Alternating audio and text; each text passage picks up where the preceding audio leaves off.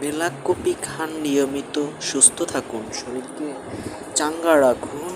Black কফির মাধ্যমে চা আপনারা না খেয়ে যদি কফি খান তাহলে আপনাদেরকে আসলে কফির ফ্লেভারটা খুবই সুন্দর, চমৎকার। আমি খেয়েছি, আমার কফি খাওয়ার অভ্যাস তো আমি ছিলাম না, তো আমি এক গ্লাস যখন কফি খেয়েছিলাম তখন আমার কফি খাওয়ার রুচি বলতে নেশা বেড়ে গেল।